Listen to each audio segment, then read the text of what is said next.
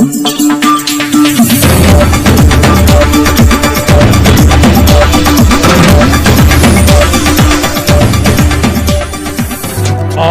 देख रहे हैं JKS न्यूज। नमस्कार, मैं सुशीला नाहटा। खबर हनुमानगढ़ से है, जहां मुंबई आतंकी हमलों में अजमल कसाब के खिलाफ गवाही देकर उसको फांसी तक पहुंचाने वाली देविका रोटावान के आज हनुमानगढ़ पहुंचने पर बाढ़ संघ स्वदेशी जागरण, अखिल भारतीय प्रजापति संघ व विभिन्न सामाजिक संस्थाओं द्वारा स्वागत किया गया। घटना के समय देविका रोटावान ने 9 वर्ष की थी और उसके पैर में गोली लगी थी। घटना की चश्मदीद गवाह होने के कारण उसने कोर्ट में अजमल कसाब के खिलाफ गवाही दी थी, जिस पर अजमल कसाब को फांसी की हुई थी। हनुमानगढ़ पहुंचने पर हुए सम्मान समारोह में रोटावान ने कहा कि अन्याय के खिलाफ प्रत्येक व्यक्ति को लड़ना चाहिए और सबको न्याय मिलना चाहिए। वहीं प्रधानमंत्री नरेंद्र मोदी के आतंकवाद के खिलाफ चलाई गई देश में मुहिम पर उनकी कार्यशैली की प्रशंसा करते हुए देविका ने उनसे मिलने की इच्छा जताई। कार्यक्रम में समाज सेवी एडवोकेट सुरेंद्र जलंधर, अखिल भारतीय प्रजापति संघ राष्ट्रीय कार्यकारिणी सदस्य मदन घोड़ेला, राम निवास करोड़ीवाल, जिलाध्यक्ष श्रीमती सुमन चावला, श्रीमती शकुंतला भाटिया, गिरीश चावला, पूर्व IG CRPF व जिले के सभी तहसीलों के बाढ़ संघ पदाधिकारी उपस्थित रहिए। आइए देखते हैं रिपोर्ट। बहुत सारे प्रेशर पड़ते हैं, मैं खुद भुक्तभोगी हूँ इन चीजों का।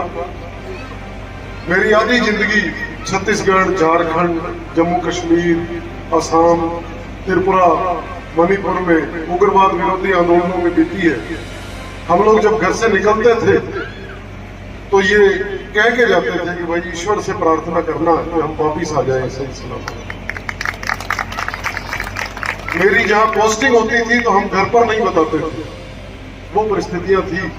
तो इनकी मानसिक स्थिति मैं अच्छी तरह अनुभव कर सकता हूं कि कितने प्रेशर पड़े होंगे, कितने रिश्तेदारों ने, संपर्क वालों ने सलाह दी होगी कि भाई इस व्यर्थ के पचड़े में मत पड़ो और तुम अपना नॉर्मल जीवन जियो। मैं इनके हौसले को सलाम करता हूं, इनके साहस को सलाम करता हूं और आयोजक जलंधर जी को साधुवाद देता हूं, रूबरू लाने का मौका दिया। जय भारत, जय हिंद। जोरदार तालियों से चावला जी का स्वागत। निवेदन करूंगा कि वो मंच पर पधारे और आप सभी लोगों से एक बार रूबरू हुए और खुद बहन का स्वागत करें, भाई सुरेंद्र जी जलंधरा। और आते ही उन्होंने जोरदार एक ऐसा स्वागत किया, जोरदार ताली बजाएं, सभी जोरदार अभिनंदन करें भाई सुरेंद्र जी जलंधरा का और बहन देविका जी का।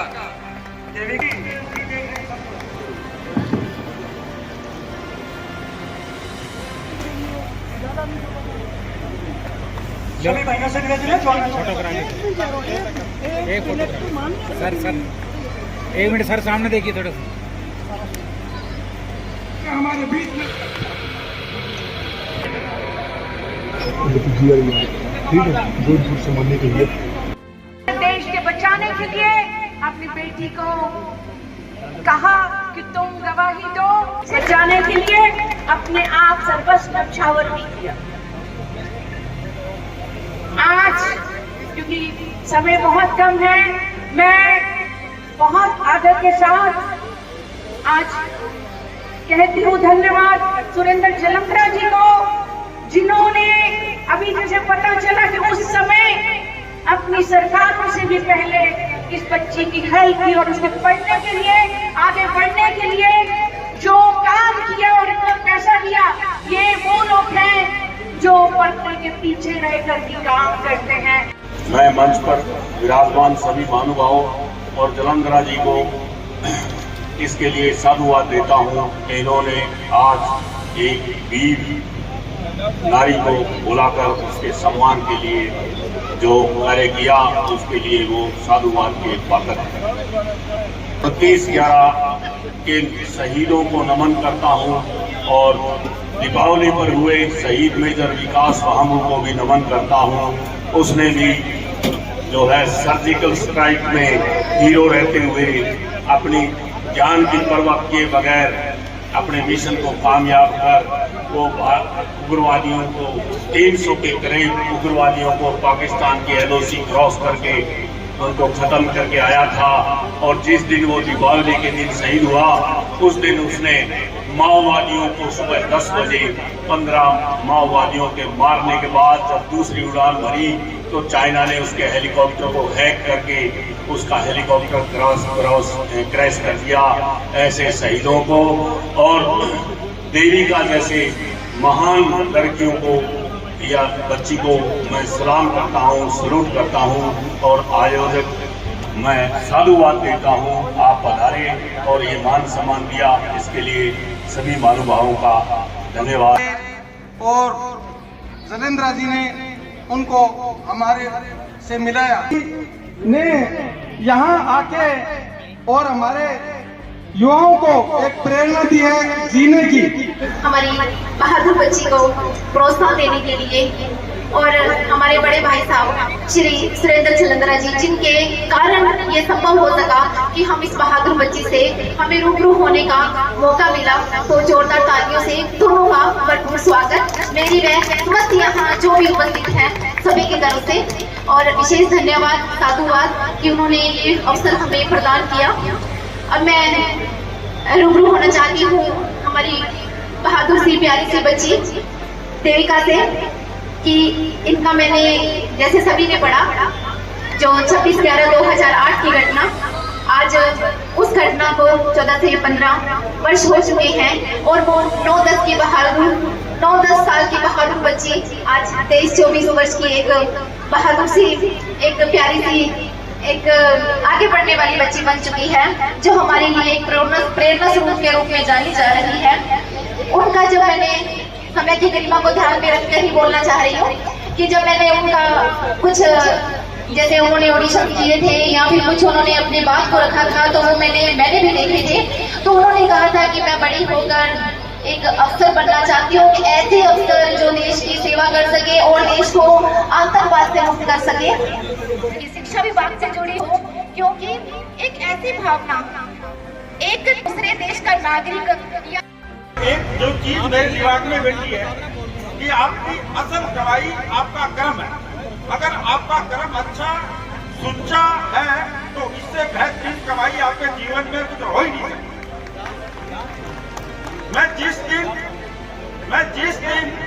मैंने जब मैं 18 साल का था या 19 साल का था तो ऐसी स्थितियां बनी, पंजाब में आतंकवाद था और क्यों मैं उनके निशाने पे आ गया ये बाद में बात करूंगा, परंतु पंजाब सरकार ने मेरे को 2 सिक्योरिटी गार्ड देने पड़े। एक अखबार के लिए, आतंकवादियों के दबाव में नहीं आने वाले अखबार के लिए मैंने मेरी जान की परवाह नहीं की। मुझे उससे यह हिम्मत मिली या एक कारण मिला कि घर वालों ने 82-83 के अंदर मुझे राजस्थान भेज दिया और राजस्थान में मुझे एक क्रांतिकारी यूनिवर्सिटी के अंदर जाना चाहता था। मैंने मेरे final exam central jail Jaipur से दिए, जो कि कश्मीर इशू के लिए मैं जेल में गया। कश्मीर इशू के लिए मैंने दूरदर्शन पर कब्जा किया और वहां से मैं सेंट्रल जेल में रहा, वहां से मैंने एग्जाम दिए। मेरी ये स्थिति नहीं थी कि मैं आज की भारतीय राजनीति के अंदर काबिल हो पाऊं, मेरी राजकीय सेवा में आ गया। राजकीय सेवा में मैंने एक रखा कि एक पैसा लेना से बड़ा कोई पाप नहीं हो सकता, लोगों का राजीनामा कैसा हो, इस दिशा में मैं चल दिया। और अब मेरे दोस्तों के सुझाव से, और दोस्तों में सबसे बड़ी बात यह कि मेरी घरवाली के सुझाव से कि आज तक आप हर किसी के लिए लगे रहते हो, हर किसी के लगे रहते हो, अब कुछ सीधी लोगों की सेवा में आओ, तो मेरा एक प्रण राजनीतिवाद की बात है कि भय और भ्रष्टाचार के खिलाफ हनुमानगढ़ के अंदर मेरा जी जान लगा दूंगा, मेरी जान लगा दूंगा, किसी की परवाह नहीं करूंगा। भ्रष्टाचार कैसे खत्म हो और लोगों में भय कैसे खत्म हो, ये मेरे जीवन का लक्ष्य रहेगा। जय हिंद। भारत माता की 26/11/2008 की रात ना ही कोई भूल सकता, ना ही कोई भुला पाएगा। मैं तो कभी नहीं भूल सकती हूँ। मुझे लगता है अगर मैंने भूल गई तो मैंने आतंकवाद को माफ कर दिया, वो मैं गलती से भी नहीं करना चाहती। उस दिन मैं मेरे फैमिली के साथ थी। मेरे पापा, मेरे भाई और मैं, हम तीनों पुणे जाने वाले थे बड़े भाई को मिलने के लिए। छत्रपति शिवाजी टर्मिनस वहाँ पहुँचते 12 नंबर प्लेटफॉर्म के सामने बैठते, उतने में मेरा भाई बोलता है मुझे टॉयलेट आया है।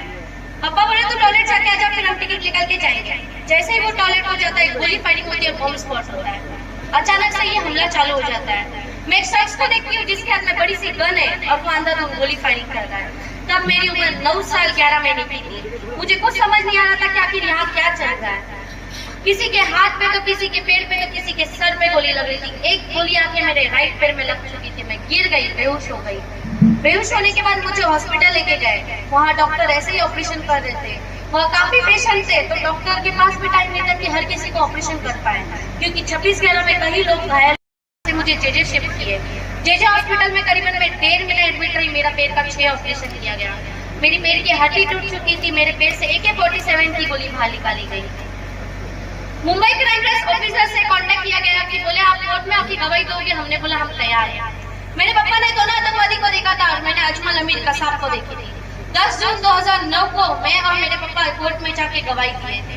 मेरे सामने 3 आतंकवादी रखा था, उसमें से मुझे कसाब को पहचानना था। मुझे कंफ्यूज भी करने की वहाँ कोशिश किए गए कि नहीं ये आतंकवादी नहीं वो आतंकवादी है। तो मैंने बोला नहीं यही आतंकवादी जो जस्ट सबके साइड में फर्स्ट में बैठा है वही है कसाब, जिसने मुझे और मेरे आंखों के सामने कई लोगों को गोली मारी। तब मेरी उम्र 10 साल की थी। मन तो ऐसा हुआ था कि बैसाखी फेंक के मारूं या मुझे कोई गन दे दो तो मैं इसे अभी गोली मार दूं, पर मैं कुछ नहीं कर सकती। गोली लगने के बाद विटनेस की जो सफर हुई और आज तक की जो मेरी जिंदगी चल रही है, काफी प्रॉब्लम्स लेके हमने बहुत सारे तकलीफों का सामना किया। कई लोग ने हमारा साथ छोड़ दिया। पैसों की ऑफर आया, धमकी आया, बोले कि हम आपको मार देंगे, आके काट देंगे। आप सोच नहीं सकते हम आपके साथ क्या करेंगे। पाकिस्तान, हैदराबाद से कई जगह से हमें कॉल आया। पैसे का ऑफर भी दिया कि आप रुक जाओ और इस केस से हट जाओ, बट हमने बोला हम नहीं हटेंगे। हमारे देश से हमें गद्दारी नहीं करनी है। मेरे पापा ने तो उन्हें सीधा बोला था कि आपको मारना है तो आके मार के जाओ, हमें मरने से कोई डर नहीं लगता है। जब गोली फायरिंग हुई थी तब डर नहीं लगा, मरने से तो अब क्यों लगेगा हमें। मेरा तभी से सपना है कि मैं एक ऑफिसर बनूं और अपने देश के लिए कुछ करूं और आतंकवाद को खत्म करूं। मैं यहाँ आई हूँ हनुमानगढ़, स्पेशली मैं इस बात से आई हूँ कि भय और जो भ्रष्टाचार होता है इसे खत्म करने के लिए। डर लोगों के मन में एक बार आ जाता है तो वो कभी किसी के सपोर्ट खड़े नहीं हो पाते। अगर आप कुछ गलत चीज देख रहे हो, बाजू वाले ने भी आपको डरा दिया अरे आप मत जाओ, आप भी फंस जाओगे, तो वो इंसान कभी किसी के साथ नहीं आ पाएगा। तो मेरा कहने का मतलब ये है कि आप किसी को डराओ मत, आप उसको हिम्मत दीजिए कि उसको देश के लिए खड़े होना चाहिए। कहीं भी कुछ गलत काम होता हो तो उसे देखा ना चाहिए, उसके खिलाफ लड़ना आना चाहिए हमें। जब डर ही हट जाएगा तो ये करप्शन बढ़ेगा ही नहीं, क्योंकि इनके वजह से भी आतंकवाद बढ़ता है। हम आपस में ही लड़ते रहते, जातिवाद, डर, करप्शन, एक दूसरे को पैसा खिला के बोल देते कि चुप हो जाओ, तो ये सब सही नहीं है। अगर हम ऐसा करते रहेंगे तो बाहरी वाले देश वाले क्यों नहीं फायदा उठाएंगे, वो भी तो आतंकवाद घुस के फायदा उठाते। तो हम ही मौका देते उन्हें, तो हमें मौका नहीं देना चाहिए। हमें आतंकवाद को नहीं पालना चाहिए, ऐसे आतंकवाद को मुंह तोड़ जवाब देना चाहिए। मैं यहाँ पर आई हूँ सुरेंद्र अंकल जी के वजह से, सुरेंद्र जारेंद्र सर के वजह से। 5 साल हो गया मैंने उनसे कांटेक्ट होके। उन्होंने करीबन मुझे 4 से 5 बार मुझे बुला चुके हैं। गंगानगर, श्री गंगानगर, बीच में पंजाब बुलाए, अभी यहाँ मुझे हनुमान बुलाए। उन्होंने हर जगह मेरा सम्मान किया। उनके जैसा प्यार मुझे कहीं नहीं मिला। उन्होंने अपनी बेटी माना है मुझे। वो बोले कि बेटी तो अपने देश के लिए कर, मैं तेरे साथ खड़ा हूँ, तुझे कभी कोई प्रॉब्लम आने नहीं दूंगा। वो हर किसी के लिए करते, हर बच्चों के लिए करते, बट कभी हर किसी को आके बताते नहीं कि मैंने इनके लिए ये किया है। वो बहुत इतने प्यारे इंसान है कि आपको विश्वास नहीं होगा कि उनसे मैं मिल के इतनी खुशी हुई। उनसे मुझे खुद को प्रेरणा मिलती है कि मैं अपने देश के लिए और कुछ करूं। उन्होंने भी अपने लाइफ में बहुत कुछ फेस किया है, बट उसके खिलाफ वो लड़ते, वो सच्चाई के रास्ते पर चले, कभी झूठे का साथ नहीं दिया और ना ही वो देंगे। तो इसलिए मैं यहाँ पर आई हूँ कि भ्रष्टाचार और ये भय खत्म हो, और हम अंकल जी के साथ में ये मुहिम चालू करना चाहती हूँ यहीं से। तो मैं चाहती हूँ कि अंकल जी आप स्टेज पे आइए। मेरा जन्मदिन है तो मैं भगवान से ये दुआ करूंगी कि इनकी हर मनोकामना पूरी हो और ये मेरे जैसे 1000 देवीदार खड़े करे आपके सामने और वो अपने देश के लिए और कुछ कर पाए। तो मैं यही आपसे दुआ करूंगी और हम सबकी तरफ से आपका केक कटिंग करें सर। हमारे हर समाज के देविका रोटावन ने हमारे बीच में पधार करके पूरे समाज को संबोधित किया, जिसमें 36 कौम के भी बिरादरी के सभी सदस्य शामिल हुए थे। और उन्होंने देश के बलिदान के लिए जिस तरह वीर शहीद हुए हैं उसी तरह अपनी बलिदानी को देते हुए उन्होंने गवाही दी, उनको जेल से फांसी की सज़ा दिलवाई। हम उनका बहुत बहुत तहे दिल से धन्यवाद करते हैं। मैं अखिल भारतीय प्रजापति संघ हनुमानगढ़ का राजस्थान से राष्ट्रीय कार्यकारिणी का सदस्य मदन घोड़ेला